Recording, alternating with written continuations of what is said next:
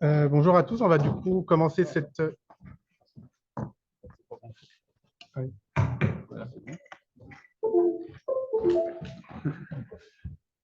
On va commencer l'après-midi avec une intervention de 3/4 d'heure hein, sur la psychoéducation. Donc, on est une partie de l'équipe de Grenoble. Donc, je suis Benjamin Gouache, je suis le médecin psychiatre responsable du C3R, qui est le centre référent à Grenoble. Et puis, mes collègues. Donc moi, c'est Mathieu Bénard, je suis infirmier et coordinateur de parcours au C3R de Grenoble. Et Olivier Peset, je suis père aidant aussi au C3R. Donc, moi, je vais commencer par des notions plutôt théoriques sur la psychoéducation et puis l'éducation thérapeutique, le TP. C'est deux notions qui sont souvent confondues, qui ont des points communs et puis qui ont également des choses qui les différencient. Donc, on va essayer un petit peu de mettre à plat déjà toutes les notions. Et puis, la deuxième partie, ce seront mes collègues qui auront une intervention un peu plus pratique sur comment on peut faire concrètement de la psychoéducation, que ce soit en groupe ou en individuel. Et en essayant que ce soit le plus pratique pour vous, quel que soit votre contexte d'exercice. Hein. Il y a des choses qu'on peut faire dans un centre de réhabilitation, mais vous ne serez pas dans un centre de réhabilitation. Et puis, c'est beaucoup d'interventions psychoéducatives qu'on peut avoir en tant que médecin, en tant que psychiatre dans son cabinet en individuel. Donc, on verra tout ça.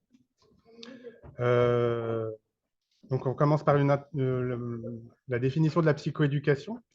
La psychoéducation, c'est une intervention à la fois didactique et psychothérapeutique, qui est systématique, qui vise à informer les patients et leurs proches, c'est important, et leurs proches, sur leurs troubles psychiatriques et à promouvoir les capacités pour y faire face.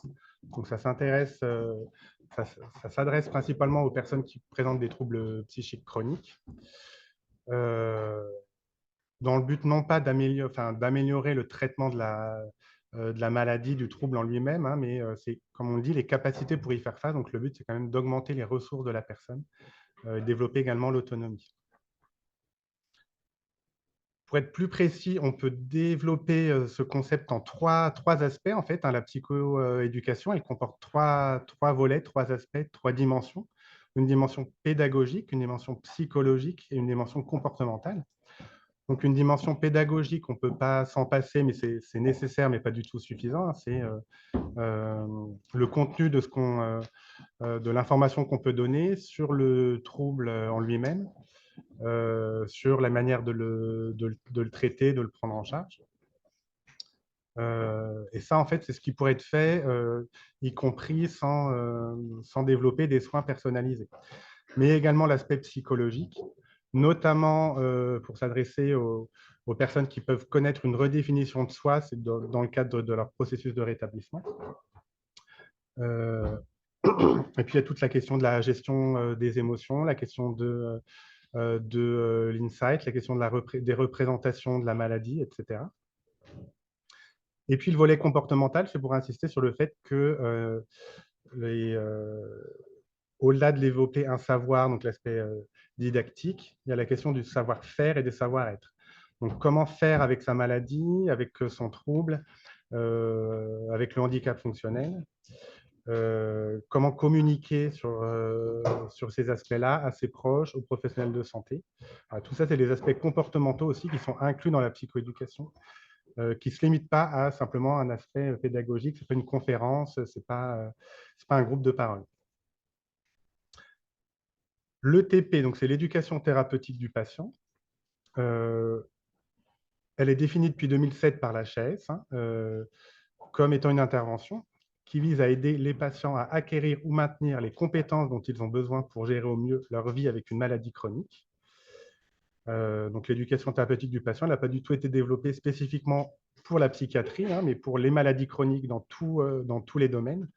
Ça a été développé de manière beaucoup plus précoce, notamment dans le diabète, par exemple, ou dans l'asthme.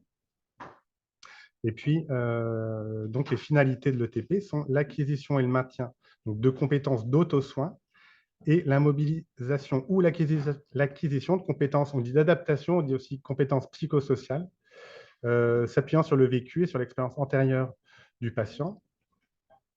Et donc, le but final, ce qu'on doit viser avec la personne, c'est d'aider donc les patients et leurs familles. C'est aussi important d'insister sur le volet de la psychoéducation, de l'ETP familiale. Et le but, c'est de les aider à maintenir et à améliorer leur qualité de vie. En fait, on voit bien que la définition comme ça de l'ETP, finalement, elle est très proche de la définition en fait, de la réhabilitation psychosociale, hein, puisqu'il y a les compétences psychosociales qui sont incluses, qui sont peut-être plus évidentes pour nous, psychiatres, et encore plus en réhabilitation psychosociale. Mais dans tous les domaines somatiques, c'est quand même assez nouveau de s'intéresser à toutes ces compétences-là, de gestion des troubles, des maladies chroniques. Et on remarque aussi que la différence avec la définition de la psychoéducation, c'est que toutes les compétences d'adaptation et les compétences psychosociales, elles ne sont pas incluses en fait, dans les définitions même de la psychoéducation.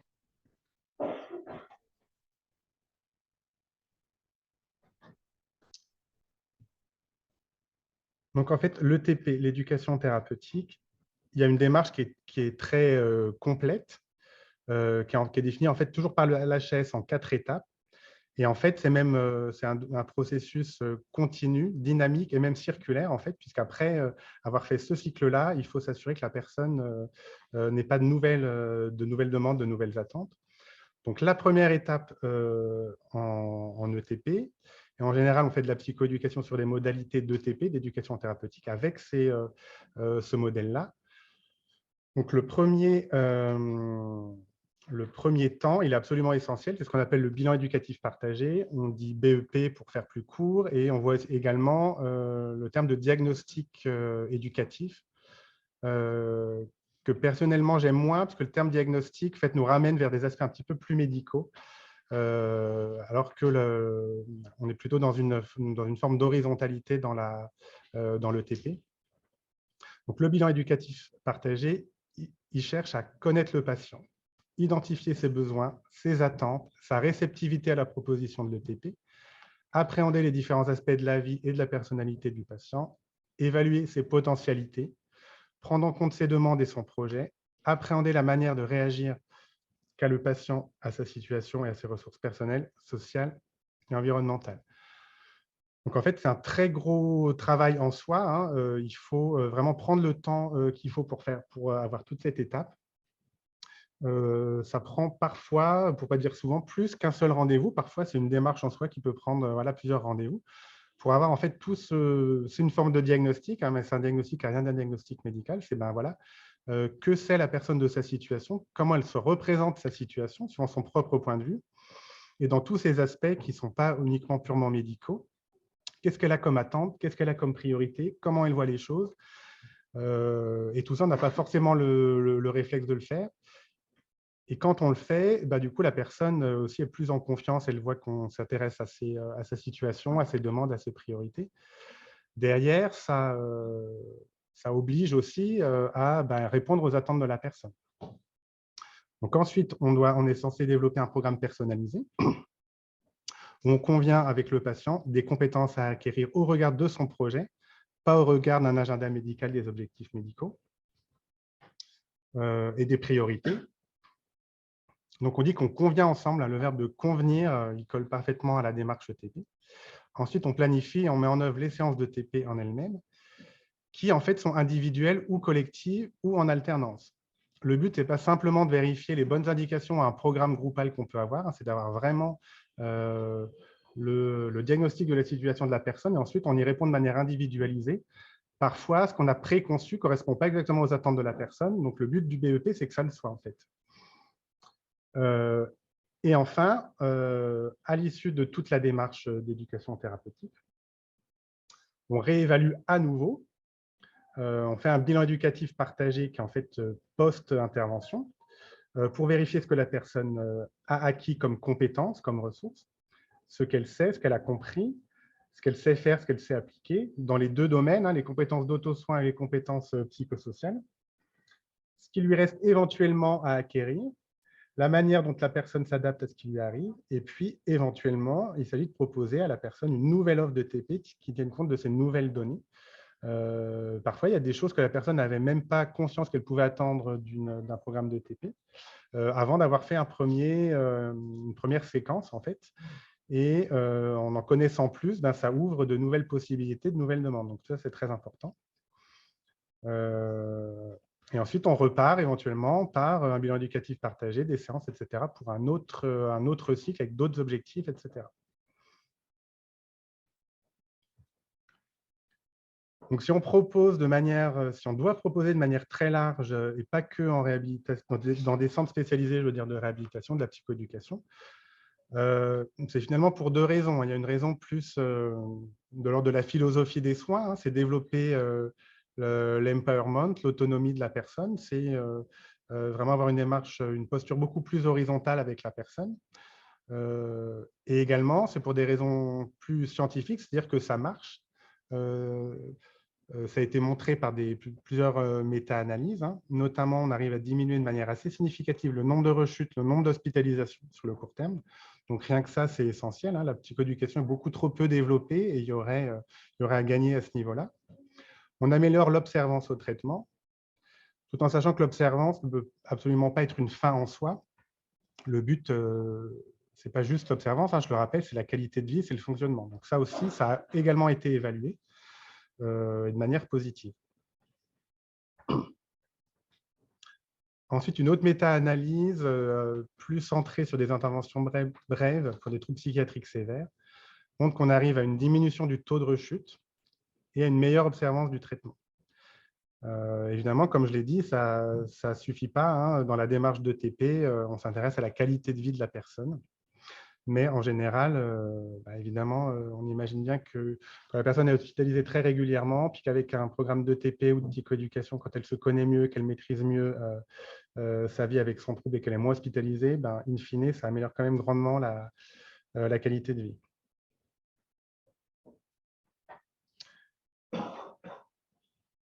Ensuite, j'insiste sur la notion de psychoéducation familiale, parce que c'est également essentiel en réhabilitation et pour des personnes avec des troubles psychiques sévères. C'est absolument essentiel d'avoir une attention pour les proches, en particulier pour les parents qui parfois habitent, la personne peut habiter avec ses parents, donc il y a des interactions beaucoup plus fréquentes avec la famille qu'avec les professionnels de santé. Donc que les proches aient une attitude également qui favorise le rétablissement avec moins de représentation erronée sur les troubles, sur le traitement, etc. Ça va forcément favoriser également le rétablissement de la personne. Et donc, un des programmes les plus développés, ce n'est pas le seul, hein, mais en psychoéducation familiale, il s'appelle ProFamille. Je ne sais pas si vous en avez déjà entendu parler. C'est un programme qui est assez complet, qui s'adresse aux proches de personnes ayant un trouble du spectre de la schizophrénie. C'est un gros programme, hein, c'est 14 séances de 4 heures, où les proches, les personnes malades ne sont pas présentes elles-mêmes. Et donc là, la psychoéducation familiale, d'une manière générale, elle a été, étudiée et son efficacité. Donc, on a montré qu'on a une amélioration de la connaissance des troubles. Ça, heureusement, c'est le minimum qu'on pourrait attendre de la psychoéducation familiale. Mais ce n'est pas tout. Pour les proches eux-mêmes qui suivent le programme, il y a une amélioration des stratégies de coping, une réduction du fardeau des familles, une amélioration du niveau de santé global, du vécu des soins, une amélioration du fonctionnement familial. Dans le groupe ProFamille, il y a également des études sur des scores spécifiques de dépression pour les proches et on a une efficacité quand même assez certaine. Donc ça, c'est uniquement, donc le premier, là, le haut de la diapo, pour les proches qui suivent les groupes. Mais également, et ça c'est quand même très intéressant, il y a également des répercussions sur l'usager lui-même, alors qu'ils ne sont pas présents pendant ces groupes-là. Enfin, il peut y avoir aussi des groupes pour lesquels c'est le cas, mais pour ProFamille notamment, ce n'est pas le cas. Et donc, sans s'adresser à la personne elle-même, on arrive à avoir un taux de rechute qui est largement diminué à 2 ans. Je crois qu'on arrive à des chiffres où on divise quasiment par 2 le taux de rechute. Et en fait, c'est ce qui est recommandé dans les standards internationaux comme étant absolument essentiel dans la prise en charge, notamment des troubles psychotiques chroniques. Et ça vient avec un niveau de preuve presque équivalent au traitement pharmacothérapeutique pour les personnes elles-mêmes. Le tout en améliorant l'observance médicamenteuse. Donc, j'insiste là-dessus parce que, alors, si après avoir fait tout un bilan éducatif, après avoir avec cette posture éducative, la personne elle-même, vous n'arrivez pas à l'accrocher à de la psychoéducation, parfois ça peut être le cas, hein. Encore faut-il avoir fait toute la démarche. On a aussi tout l'autre levier sur lequel on peut jouer, qui est la psychoéducation familiale, et ça va améliorer la santé mentale et la santé globale des familles et des personnes concernées elles-mêmes. Ensuite, donc une dernière diapo pour ce qui me concerne. Alors, je n'ai pas développé tout l'aspect encadré légalement, administrativement par l'HS et par les ARS de l'éducation thérapeutique. Malgré tout ça, finalement, quand on va interroger les personnes qui ont bénéficié d'ETP, y compris dans des programmes validés, etc., en fait, on peut facilement retomber dans des travers, d'être dans une posture très horizontale avec des objectifs très médico-centrés. Et donc là, en 2017, il y a eu toute une recherche-action pour aller interroger des personnes qui ont bénéficié d'ETP, des professionnels qui la délivrent. Et quand on écoute les personnes, c'est très riche d'enseignements. Donc les personnes qui ont été interrogées ont émis des souhaits. Ils nous disent, si on les écoute, qu'il faudrait repenser le processus d'ETP afin de garantir une collaboration entre patients et professionnels en amont, c'est-à-dire garantir une co-construction, une co-formation des programmes. Il y a beaucoup de programmes qui sont pensés vraiment entre professionnels de santé avec des objectifs purement soignants. Et également pendant les séances où ils préconisent une co-animation, une co-alimentation. Donc là, on a notamment, ce n'est pas le seul, mais un levier intéressant, important, qui est la paire aidance, donc on en parlera.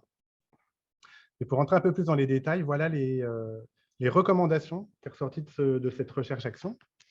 Ça paraît évident, mais encore faut-il le dire. Pour eux, le concept de rétablissement doit être le fondement d'un programme de TP.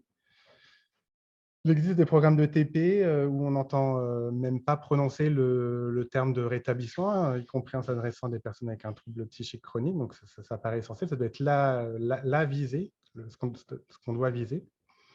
La participation à un programme doit être un choix de l'usager, tout comme la thématique. L'orientation ne doit plus être sous forme de prescription, et encore moins d'une prescription liée à un diagnostic. C'est encore souvent le cas. Les personnes doivent pouvoir accéder à des programmes d'éducation thérapeutique sans que ce soit orienté, pour ne pas dire prescrit par un médecin. Ça reste encore souvent le cas. Et le groupe de travail là, avait préconisé même carrément que les programmes de TP soient renommés, qu'on parle plutôt de formation à la santé et au rétablissement, donc en partant quelque chose de très large, de très holistique, la santé, le rétablissement. Donc voilà, cette diapo, c'était pour insister, malgré l'encadrement, malgré la volonté de bien faire, si on ne va pas rechercher auprès des personnes est-ce qu'ils sont satisfaits, qu'est-ce qu'ils voudraient avoir comme forme de TP, comment ils voient les choses, on peut un petit peu se tromper. Notamment, j'ai mis la référence en bas de la diapo, vous pourrez le voir, il y a des verbatims des personnes qui disent, voilà, moi j'étais dans un groupe de TP, c'était des médecins en blouse blanche, c'était très descendant, c'était très médico-centré, on n'avait pas la place pour échanger. Il y a vraiment des programmes de TP qui ne se font vraiment pas avec cette posture orientée rétablissement, où beaucoup également de personnes se plaignent que l'observance est vue comme une fin en soi également.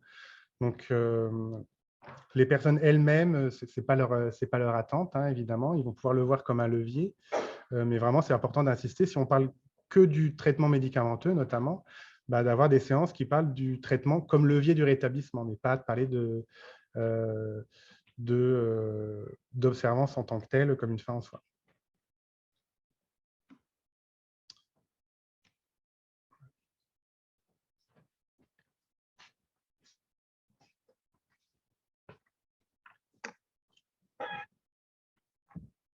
Donc, en groupe ou en individuel? C'est bon.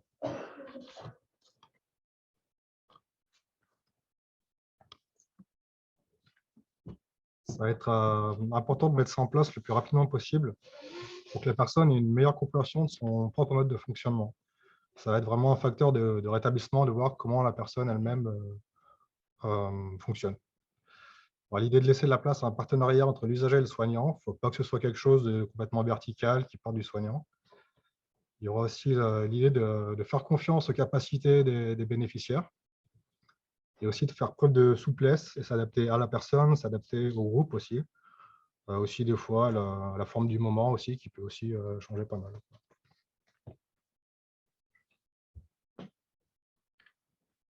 Alors, du coup, on va vous montrer un exemple de programme de psychoéducation qu'on a mis en place au C3R maintenant depuis 2 ans, je pense. Donc, voici le flyer du groupe qu'on a bien coloré. Donc, c'est un programme de psychoéducation pour les personnes vivant avec une psychose. Donc, c'est un groupe qu'on anime avec Olivier et avec une collègue infirmière. Là, vous voyez un petit peu les thèmes qui sont abordés durant le groupe. On va parler des définitions et causes de la maladie, bien sûr des symptômes, de comment y poser le diagnostic, des traitements. Ça, c'est une grosse séance. Une séance au modèle stress, vulnérabilité et facteurs de protection, sur les troubles associés et enfin, une séance portée quand même plus sur l'espoir et du coup sur le rétablissement. Alors, à savoir que au fur et à mesure des sessions, on a en fait, il y a une interne maintenant, donc l'interne qui vient en stage au C3R, maintenant anime avec nous la séance sur les symptômes, non, la séance sur le diagnostic et sur les traitements. On a inversé. Et en fait, on s'est rendu compte que c'était vraiment très bénéfique pour les usagers, en fait, d'avoir justement la parole en fait, d'un médecin et que le médecin puisse répondre en fait, aux questions directement des usagers. Et effectivement, la parole que vous pouvez avoir, en fait, vous, c'est pas la même que la mienne, infirmier. Et il faut vraiment se dire que pour l'usager en face, ça apporte vraiment du poids, en fait. Et puis, voilà, sur les séances, sur les traitements et sur le diagnostic, voilà, c'était vraiment très important, en tout cas, qu'un médecin puisse intervenir. Donc, l'autre côté du flyer, donc on a noté effectivement les objectifs du groupe, donc de développer les connaissances sur la maladie, de favoriser le pouvoir d'agir, véhiculer l'espoir et bien sûr échanger sur la notion de rétablissement. On a différents moyens, on a défini aussi ce qu'était la psychoéducation, donc on ne va pas revenir dessus, et on a également mis des paroles d'usagers pour avoir en fait, leurs sentiments. Et donc, Alex qui nous disait « Ce groupe offre des outils pour se connaître soi-même et accepter de vivre avec la maladie afin de prendre un nouveau départ.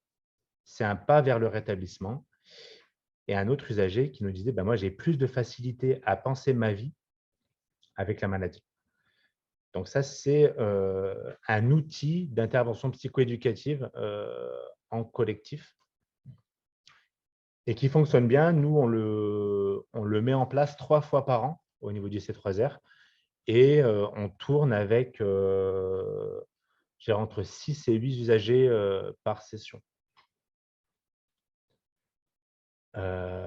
Donc là, on a voulu noter le témoignage d'une interne. On pensait que ça pouvait être intéressant, voilà, que vous ayez aussi son point de vue. Donc, elle nous disait « L'animation de ces 2 séances de groupe était riche d'enseignements tant pour moi que pour les patients. Elle m'a permis d'avoir un autre regard sur la relation soignant-soigné. Les patients avaient de nombreuses interrogations avec une réelle volonté de comprendre le fonctionnement et l'indication des traitements pharmacologiques, ainsi que la manière dont les diagnostics étaient posés. J'ai pu prendre le temps de répondre à toutes leurs interrogations. Je pense que cela a permis de renforcer la confiance envers leurs psychiatres traitants, ainsi que leur adhésion thérapeutique. » Donc, en tout cas, cette année, effectivement, c'était il y a 3-4 semaines que du coup, notre interne a pu co-animer la séance avec nous. Je te laisse. Donc, avec la psychoéducation en groupe, ce qui est vraiment intéressant, c'est les échanges qu'il peut y avoir entre pairs. Il y aura des partages d'expériences, partage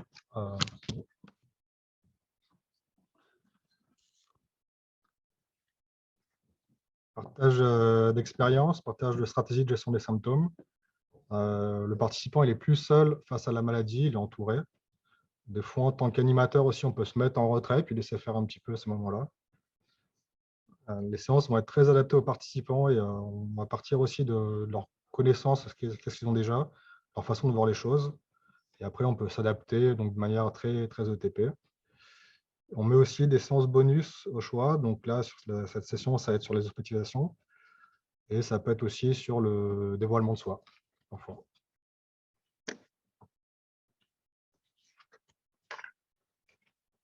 La psychoéducation, ça peut permettre des fois une prise de conscience de son trouble. On a une participante qui ne se sentait pas beaucoup concernée au début du groupe. Petit à petit, elle s'est reconnue un peu là-dedans et après, elle a pu se saisir vraiment de ce qui se faisait au C3R et ailleurs. Autre point très important, c'est que ça peut permettre aussi une meilleure gestion de la maladie et donc aussi une meilleure qualité de vie. Donc en individuel, on fait ça surtout pour des raisons pratiques. Soit une personne qui travaille qui est peu disponible, soit des fois des absences à une session, à une séance, et donc on peut faire un rattrapage. Soit des fois, c'est trop compliqué d'être en groupe, du coup, on privilégie l'individuel.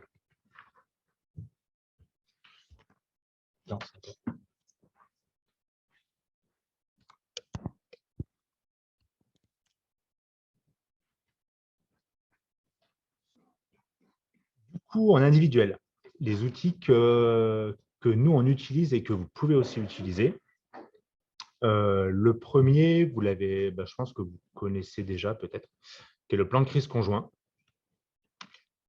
Du coup, on vous a mis un exemplaire de plan de crise conjoint là, vierge. Hein.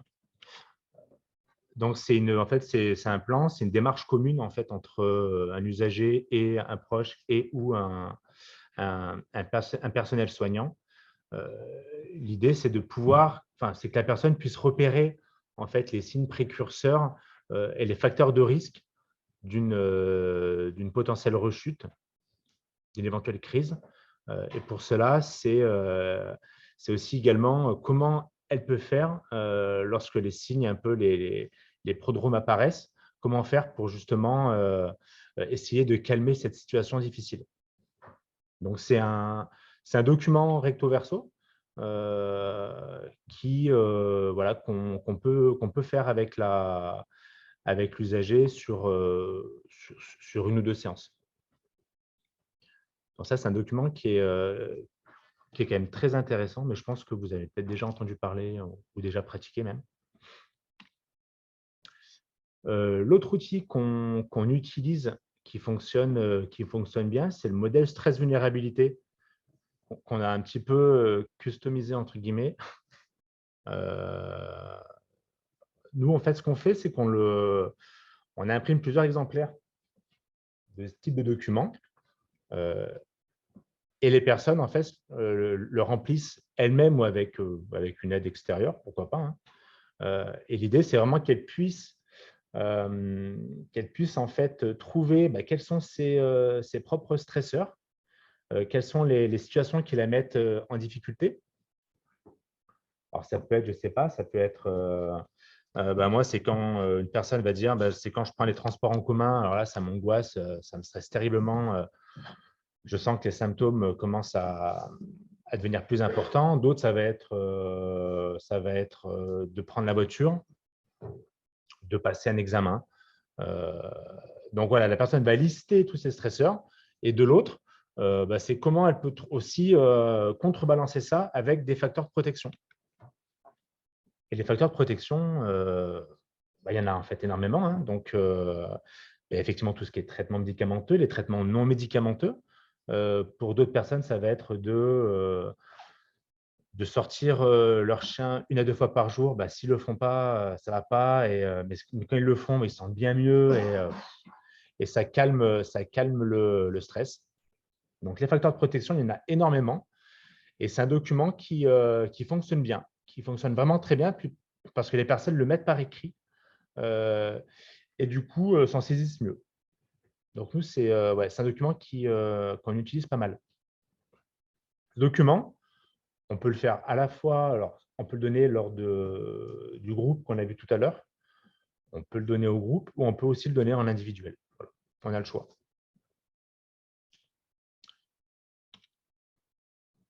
Donc ça, c'est d'autres outils aussi qui peuvent être utilisés. Il y a le réseau PIC, je ne sais pas si vous connaissez. C'est en fait un site internet. Sur ce site, on retrouve en fait toutes les classes pharmacologiques de ce qu'on retrouve en santé mentale. Il y a tout ce qui est traitement neuroleptique, anxiolytique, antidépresseur, hypnotique, bref. Et en fait, on a le nom des médicaments. Et pour chaque médicament, on a une fiche info. Voilà. Avec à quoi sert le médicament, les effets secondaires et aussi comment les gérer. Donc ça, c'est aussi super intéressant.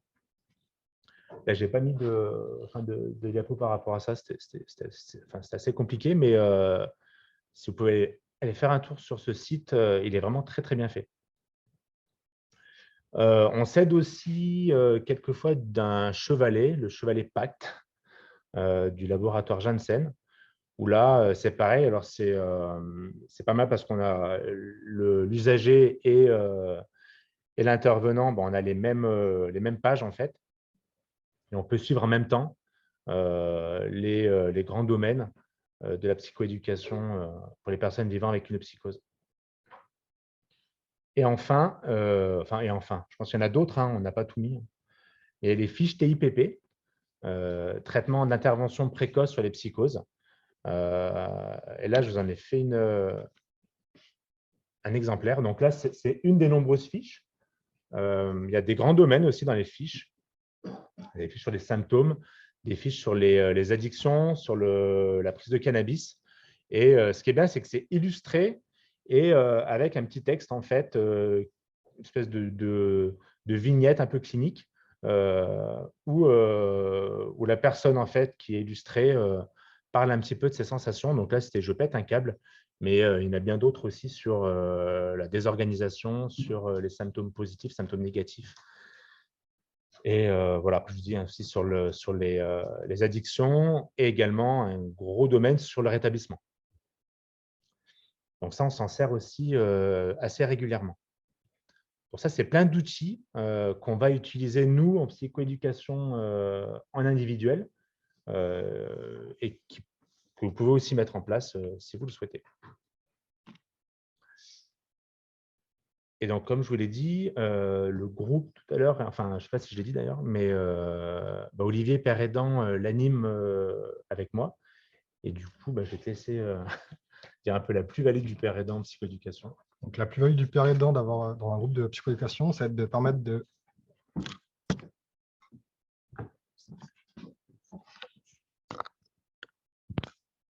Ça va être de permettre de croiser à la fois les regards et les apports avec les autres professionnels animateurs. Donc, c'est souvent un binôme infirmier-père aidant qui fonctionne bien. Il va y avoir aussi l'apport du savoir expérientiel. Donc, ça peut être des fois des choses très concrètes, des exemples ou des réflexions plus générales. Ça va faciliter aussi la prise de parole et le partage d'expériences des usagers. Si, par exemple, le père aidant commence à partager, ça peut faciliter pour les autres participants. Et l'idée aussi que ça illustre le fait que le rétablissement est possible. Ce n'est plus comme une notion comme ça un peu abstraite, c'est quelque chose de concret et ça apporte beaucoup d'espoir. Ça peut contribuer aussi à une bonne dynamique d'animation. Il peut y avoir ce double langage. Donc, des fois, en tant que père aidant, je peux reformuler ce que disent les collègues infirmiers. Et aussi donc, faire le pont à la fois entre peut-être des fois un usager et les autres participants ou entre animateurs et participants.